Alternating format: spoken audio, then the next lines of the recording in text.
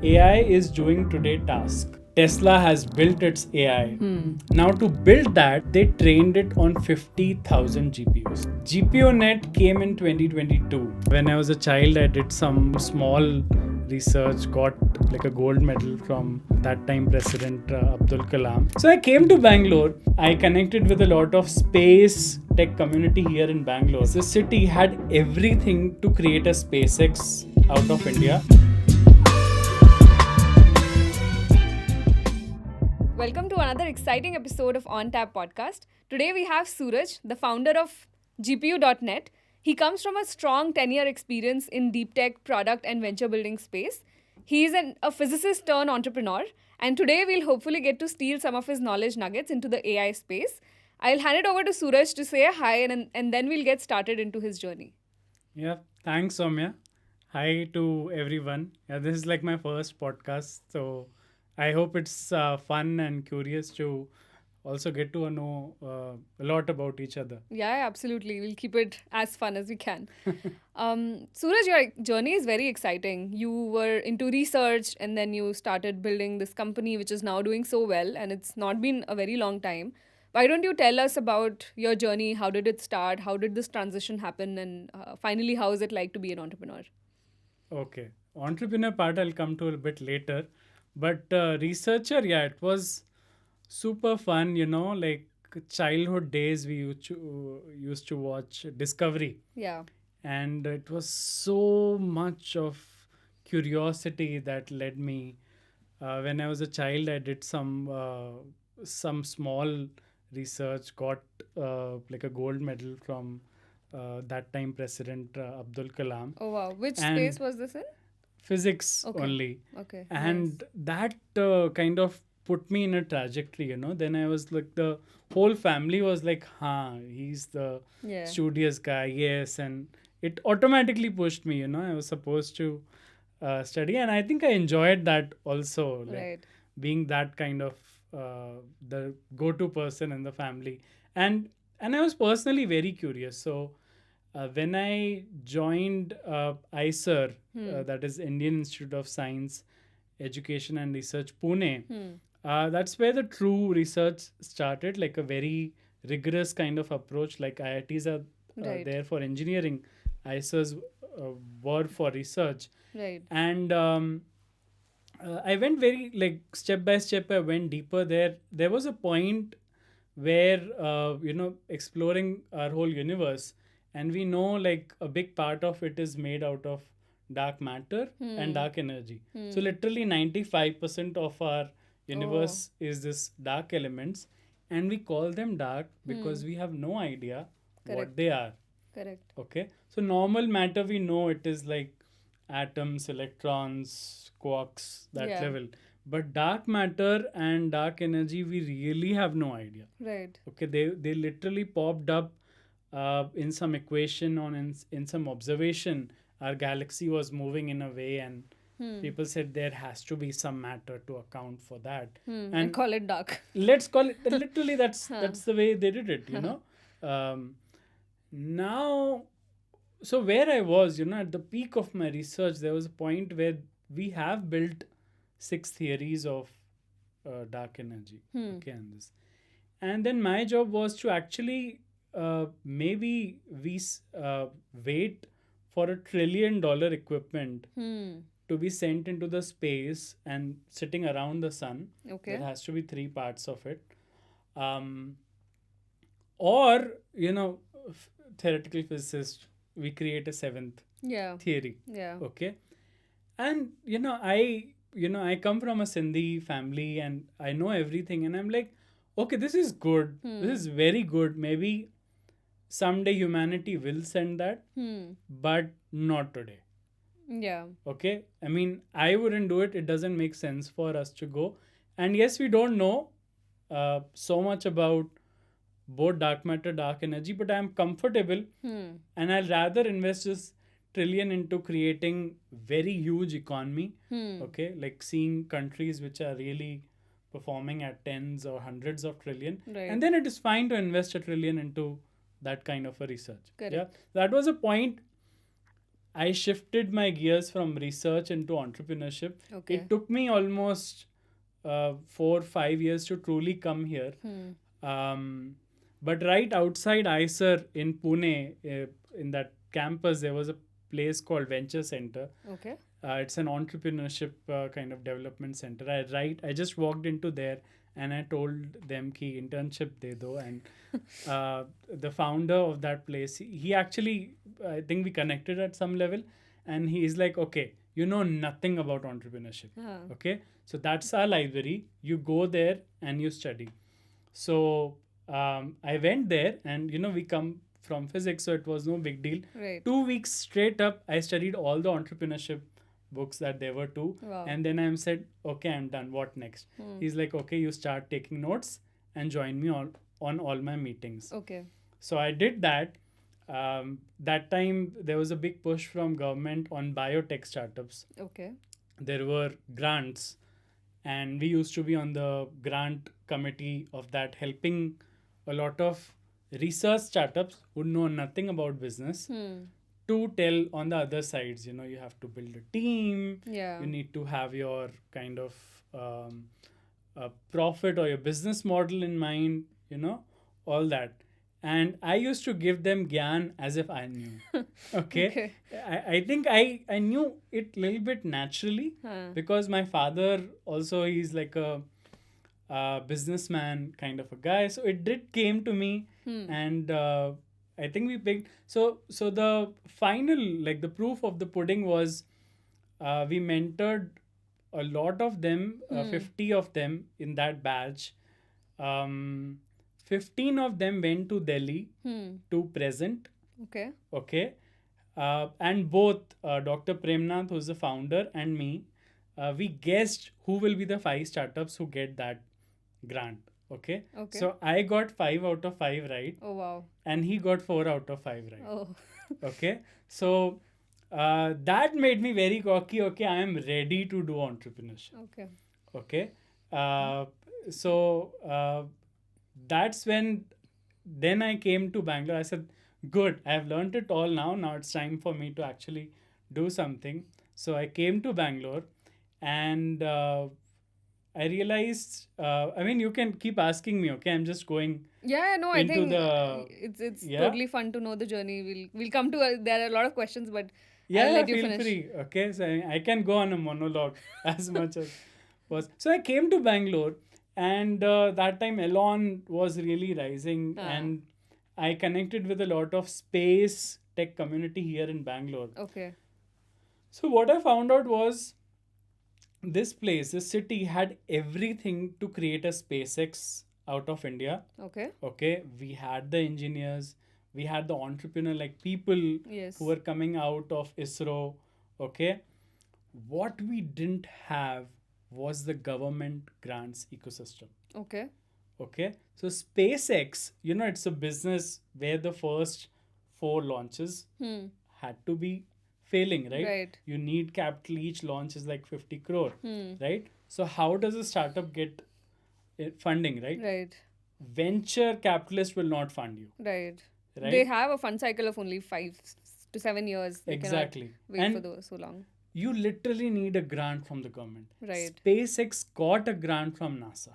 Okay. Okay. Without that, they would have died. Right. Like literally.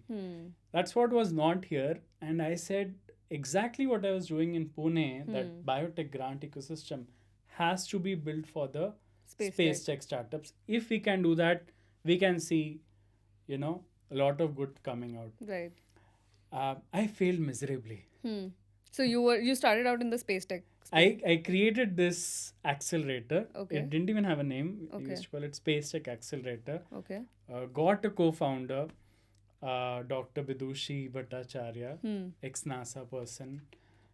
Spoke with some big partners who were willing to commit. My last thing was dependent on government giving me a kitty that I can split into and give it to 10 startups as a grant. Right. And that was my first time, and yeah, I was dependent for 1 year almost. No funds came in. Yeah.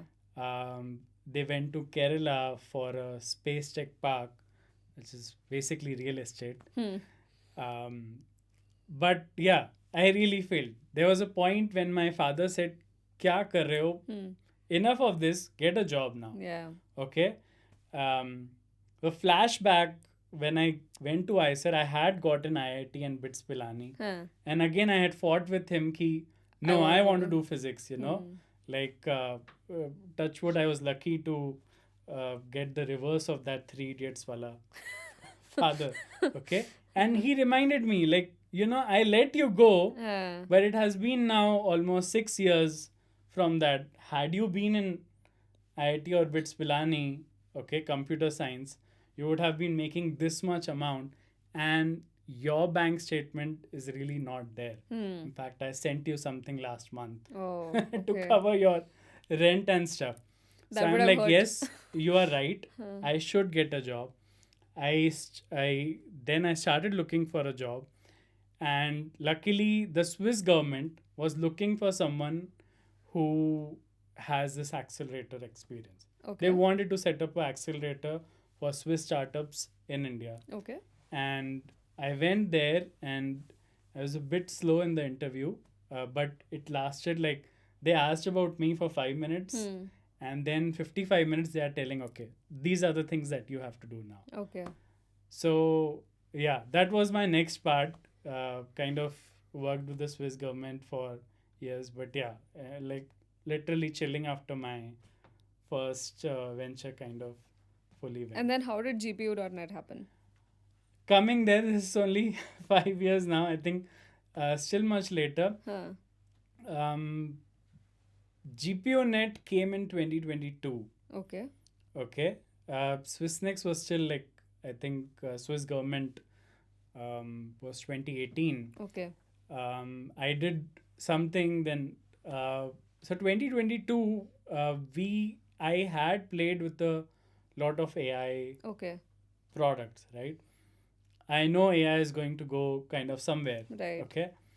And everyone asked me, what is AI? My mother asked me, and people try to trend it. But my simple answer to that is AI is doing today task. You can make it write your essay or make it drive your car. Right. Okay. AI in the next 5 years will be doing professions. Okay. That means it will be your marketer. You'll literally hire a marketer. Okay. From some site, but it will be purely AI. Or a driver, or a chef, or a finance person who will just be an AI. Right. That is a big thing. Right. When jobs are being, I'm not sure, being created by AI or taken up by AI, that time will tell. Yeah. Okay. But that's the time it makes a real contribution to the GDP. Right. I think that's the point where all of us will actually start getting dependent on AI. Right now, it's a fun, cool thing to have, and our life is going on perfectly fine without it.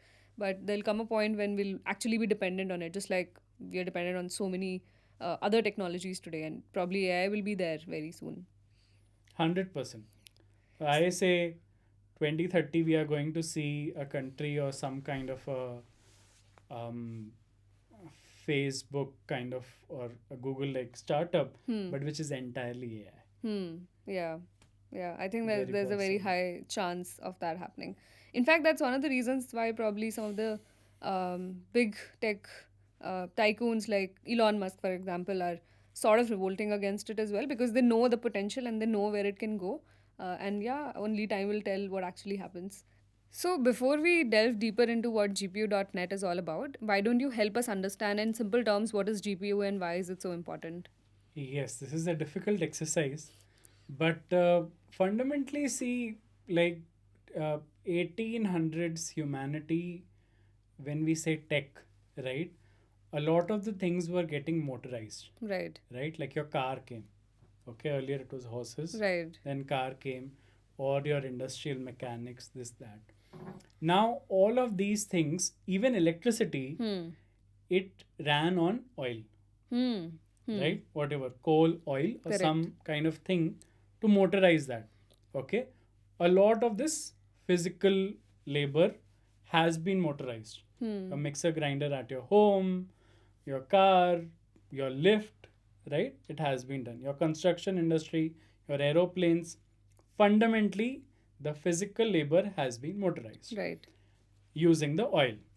Now, in this era, a lot of intellectual labor, right? We are doing some work, we are planning something, understanding something, is being again motorized using these GPUs Okay. Okay. So should we think of it as motor? What motor does to physical labor, GPU is probably going to do for intellectual labor to AI. to AI. Okay. This intellectual labor is what is AI, Correct. Correct. right? Like you have to drive, Yeah. Right. okay? And I have to go in Bangalore, let's say I have to go from Jayanagar to Whitefield. I don't know the ways by heart. Right. It's an intellectual labor for me to know what route is working today, blah blah. Google does it better. Yeah. Okay, or whatever the maps thing. I can let the intellectual labor or AI do it better. Right. Right? That is a self-driving car. Tesla has built its AI. Now to build that, they trained it on 50,000 GPUs. Oh, okay. Okay, so earlier it was barrels of oil, now it is barrels of compute. Okay. Okay, that is nothing but these GPUs. And so now comes the question. So what does GPU.net do? Okay, so entering this back to 2022, there was instantly everyone realized AI is going to come, Yes. you know. And actually, one of the first big companies to do this was ByteDance, who owns TikTok. Nvidia released these new GPUs called A100s. Okay, they're very good. And ByteDance just bought 100,000 of that GPUs there in 2022. And suddenly everyone is panicking. This is like the new oil. Huh. And like I'm a bit shy to say this, but the true political geopolitics of this is people were like afraid, what if China takes it all? Oh, okay. Okay. US right away imposed a ban on export to chips to China. Yeah. I'm not saying it is good or bad. That was the feeling. If this is the oil for the new planetary scale of all intellectual tasks that we do, they don't want China to have it all. Absolutely. Okay. Again, it's not good or bad, but that's what happened. And the planet did go into a super shortage of these chips. Okay. It's a very complex thing to make a GPU. Right. Okay. Today, Nvidia has been doing it the best. Okay. Obviously, it's just like oil, it will take some time for the factories to make it, to come at all. But in the meantime, okay, the demand is there and everyone wants it. Okay. So there's a massive shortage. Okay. And ChatGPT, okay, even that was trained, the first batch of it was trained on 10,000 GPUs. Oh, wow. Okay. Then Facebook launched their own version of ChatGPT. Right. Facebook actually owns more than 300,000 GPUs. Oh, wow. Okay, so later on, Microsoft went and bought ChatGPT. Okay, but the other almost a third of the GPU supply across the planet was owned by Microsoft. Right. Right. So more than a cash investment, Microsoft said, "Hey, I have the GPUs. You need more." They are trying to make. own the engine, the entire engine behind it. And out of 2022, I think Nvidia had only about 500,000 GPUs across, Yeah. and almost 400,000 was owned by these guys. Right. Microsoft, Meta, and few more. Okay, even Google, Amazon had very less. Forget about India. Nowhere on the landscape yet. Yes. Okay, and so that was the time actually. Our company used to be called Brahmgan. Okay. Okay. I had played with different forms of AI, So your chat GPT is basically a one-dimensional AI. Right. You feed it a lot of text, You can feed it a lot of Harry Potter novels, Yeah. and it will try to make a novel on its own. Right. Okay. Um, your images is 2D, right? So you feed it a lot of images, and now the AI can start making it. We are seeing it nowadays, right? Lot of we all know Yes. AI can do it very well. I said this is also done. So we were trying to build a 3D AI. Okay. Okay. And what we said is like, imagine we are sitting in this room. It's a nice mall, or it's a nice Taj Mahal. Okay. Can all of that be created in real time in 3D with text? Interesting. You just say it and it's made. Hmm. Okay. Like imagine like a GTA like game, Right. but it keeps generating the whole world just with text. You can imagine. Yeah. So we are building that. We built a nice POC. We had some monuments also done. You can walk in that monuments. Oh, nice. Um, but it was nowhere near compared to ChatGPT. If we wanted to make as good as a product like Yeah. that, we calculated 1D takes 10,000. Huh. 2D, which TikTok used for its videos, they used 100,000. For us, it will probably need 1,000,000 GPUs. Oh, wow. Okay, I'm like, it's not possible. Right. Forget about Brahmgan. This is a problem. Imagine if I need 1,000,000 GPUs. Okay, so many companies will need this much. Right. Where is it going to come from? That was the genesis of this business That's model. where we said,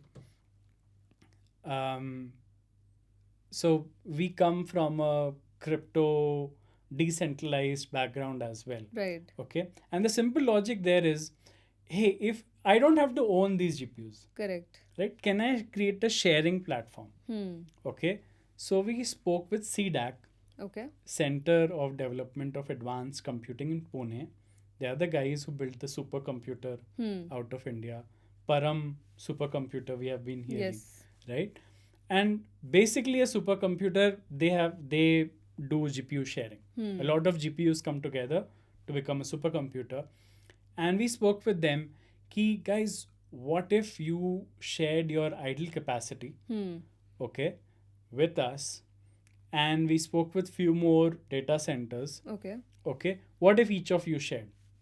Now, imagine your car, right? You're not using it 100% of the time, Right. right? I came and said, boss, you're not using it in the night. Give it to me. Right. Okay. And a GPU it can go online in a digital way. Right. I don't have to come and physically take it. I can just connect it on the internet and someone can use it. Correct. Right. So this idea clicked. Okay. GPU net started reducing the idle time for these data centers. Okay.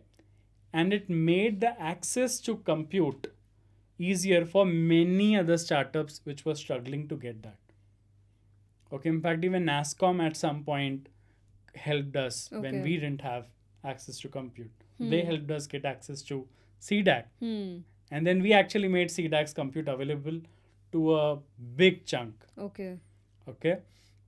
So it clicked. Okay, it clicked. People saw that, oh my God, like CDAC is here. These guys are doing this idea is basically like a Uber of GPUs. Right. Okay, it works. Okay. A lot of people from all across the globe reached out to us. Our investors, Momentum 6, the seed round, Right. their friends heard about it. Alex Becker, who's a very big YouTuber, Yes. by the way, he has like a big fan following on the crypto side. Okay, he reached out. He invested into us. That was the point. It kind of went global. Nice. I think the whole idea that you could identify the right opportunity in experimenting in your early days, and then somehow you could find the right connections and make it work, is something which probably is the reason why it's blowing up so much now. I think that's really good, finding the right opportunity and in cashing on it at the right time. Why don't we also talk a little bit about decentralization of AI and why that is important? I don't think this topic is touched upon enough and it's very important, and I would like you to throw some light on it. Yeah, so um, that's the core to us as well. Fundamentally, this becomes a political issue right now. Okay. You know, um, and now I will touch very shady waters. I hope the director of today's podcast allows me to. But see, when oil was found in that Middle East Right. zone, right, that's where there were different. Okay, let me cut right to the head. There was England or the British of that era who wanted that. Right. They came and disturbed that geography, which was a nice geography for a long time. Right. It was because of that. Okay. Okay. And later on, it was carried on by the US. US still has outpost, military outpost in that Yes. region, Yes. which many people in that region don't like it. Right. I don't say US is right or they are wrong, but there's a lot of action happening because of that oil in Correct. the last 100 years, which is still today an issue, Correct. right? It's just because of the oil. You remove oil from the picture, Nobody's and I'm interested. guaranteed 90% of the violence in that whole region will Yeah. go away. Yeah. Okay? GPUs are the oil of this era.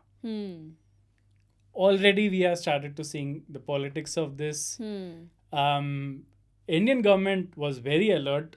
Okay, they just started attracting good chip investments inside the country. Right. Okay, so we are not dependent on it. A lot of this, by the way, also comes from Taiwan. Okay.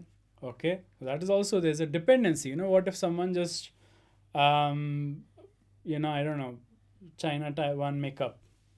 I like to call it that way. What if China Taiwan makeup, right?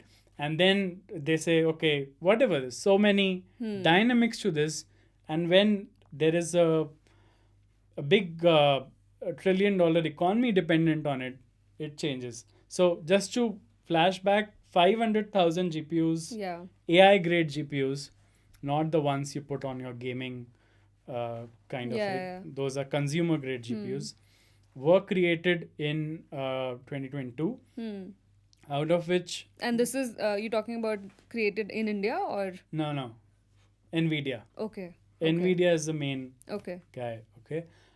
400,000 of them were owned by these big corporations. Oh, okay. I think we have a graph somewhere. I'll tell it to put it somewhere on Yeah. the screen. Yes.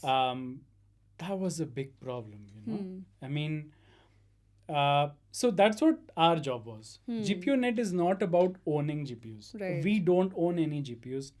We work with a lot of data centers. And after CDAC in 23, because of this push from the Indian government, we actually have had a very big data center called Yota, Okay. backed by the Hiranandanis. They built the biggest data center in India. They partnered with us. Okay. Their capacity went online with us. Yes. Okay. We weren't allowed to sell CDAC compute outside India because only people who have the Aadhaar and have that can get access to. Right. But this compute from India on GPUnet was allowed to go all around. Okay. And I mean, the idea had clicked in 2022. The business boomed in 23. Interesting. So a company out of SF who was doing a lot of training for Princeton, okay, they bought a 512 GPU cluster for a whole year from us. Just to put the context, that is a $9.8 million deal. Oh wow. Okay, this is where the true This is the big game. we went into a proper business, right? I mean, startup is good, ideas validated, you raise your first round of funding, but then it is about seriously who's the buyer, how much is your revenue, Exactly. what is your profitability on that revenue. So we made that, okay, and that's when, I mean, very strongly. So today we are in talks. We have data center partners. So by the way, Yota became Asia's largest data center. Oh wow. Okay. somehow people don't count China as part of Asia. Whenever they do these calculations, many Indian startups. I think that's the uh, only way this happens. but also maybe because we don't have the exact stats from Exactly. China. That's the real reason. We don't know after 2022 how much compute they actually have, Yeah. or did they go and make their own GPUs? I mean, if they did, much of the West But there's a high is- chance that happened, right? I mean, you are pushing them. Yeah. You're not giving them GPU. Either they will go and do shady stuff to get that GPU, or they'll make their own. And history says that the latter is You highly put likely. a smart guy, you will not get this. He'll go and make on his Yeah, own, correct. right? So, it will happen. Yeah. It has happened. It has, very likely that it has happened. Okay, we are now seeing AI products out of China which far outcompete the quality that we have otherwise. Correct. Okay, so at least, so coming back to that vision, R is a platform that runs on a blockchain. Okay, so whatever, let's say today you, Alice, and Bob, each of you have 1,000 GPUs each. Okay, maybe you have 4,000, but you have 1,000 who are not all the time being used. You put it on our blockchain. Okay, so it's all official, it's shared, it's transparent. Okay. 100 people can come and rent Okay. from it, but all of the transaction is actually all transparent. And can I command the price, or is that something which GPU.net decides? Right now we decide. Okay. Okay, but we can so there is a basic price Right. that you put it. Obviously, you'll not sell it Right. for less than that. We add some margin and we Okay. then put it. Got it. Got Okay, or there is another model where we do not even add a margin. it. Got it. That's where the tokenomics come into play. But this is what we actually even said to the Indian government. So when India said there's the India AI mission, they said, okay, a lot of politics is happening around GPUs. We need to have GPUs inside India. So we are going to give out a contract for 10,000 GPUs. Okay. And obviously, all the big boys, Hiranandani, Ambani, Adani, now Tatas are also setting up. So they all started fighting for it. Yeah. Okay. So we actually told them, whatever it is, you can also give out the contract, but it shouldn't be like it is the whole contract is going to Hiranandani or Adani or whatever. You can give it to a GPU net. We don't own the GPUs. We build that orchestration layer. Okay. And in the back end, it could be actually all the three of them. It could be Tata's GPUs plus Adani plus Hiranandani. Yeah. Okay. And that is how it is decentralized. Correct. It is aligned with the government, because government shouldn't just monopolize one. No, I think it's a much safer way to approach this problem. I mean, government has its own ways to make sure it's a safe and tender and this, that. But this is a more faster process. Correct.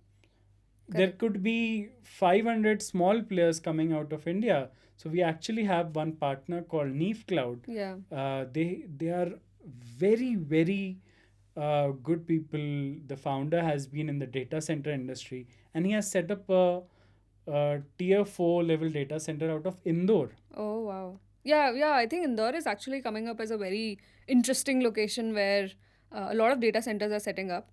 In fact, there's a company called Rackbank. I'm not sure if you've heard. Yeah. They are also one of the largest now and setting up aggressively in I'm India. surprised, Yeah, about no, that. so we do leasing as well, right? So a lot of companies come to us asking for leasing, Yeah. a way of financing their data Yeah. centers. So yeah, we're seeing this space booming up like anything, and I think probably we'll also benefit from it. And a lot of financing solutions can actually work on making this happen. I want to touch upon I think we've discussed something very heavy. Yeah. We'll probably make it a little light and want to know how you as a founder use AI in your day-to-day life and how does that impact? I use ChatGPT. I use Midjourney. So we use it a lot for our marketing fundamentally today. We still don't use it for our coding or other things. Okay. But yeah, like that place we use. So I feel AI is more of a tool. It's Right. not going to remove the humans out of it.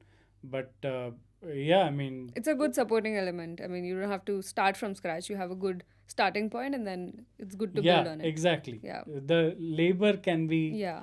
like outsourcing it to India. No, outsourcing it to AI. Yeah. Yes.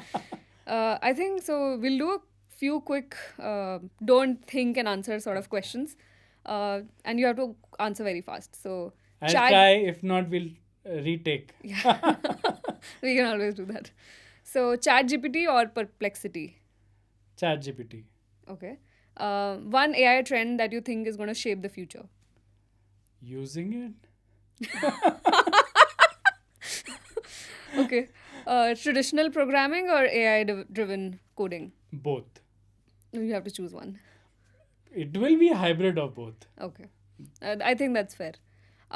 One most influential, most important book that you've read in your lifetime? I have stopped reading since research days. Okay. Many of them are there. But what's the top one that comes to your mind? Uh, I read a lot of Richard Feynman. Yeah, I'm sure. Being a physicist. I've also read The Secret. I liked it. Okay. Yeah, there is some. You believe in that philosophy? So there is some hidden parallelism between The Secret and something that is mentioned in the Gita. Okay. Okay, very less known. Okay. What is it? You'll have to tell us now. Can I leave it as a hook for next Fine. time? Fine, I think we'll do our research there. Great. I think it was really good talking to you today, and I had a lot of learnings, insights, understood, the political aspect of how AI is getting developed. I'm sure our audience also had a good time listening to you. Any last words, anything that you'd want to leave the audience with?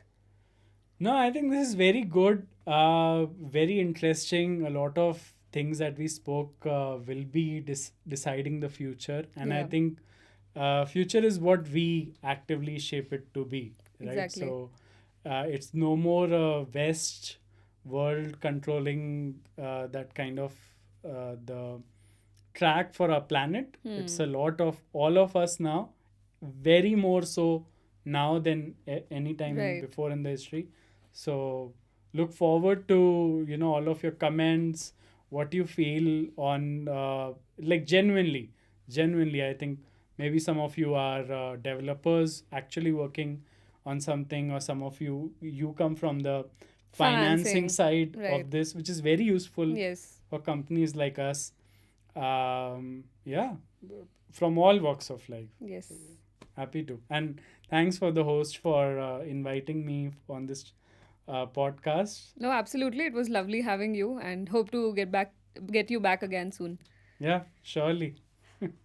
Great. Thanks for watching this episode. I hope all of you enjoyed it, and do let us know what you think about the topic. If there are any more questions, we'll try to get more guests to address your questions. And if there's anything that you want to communicate to Suraj, let us know.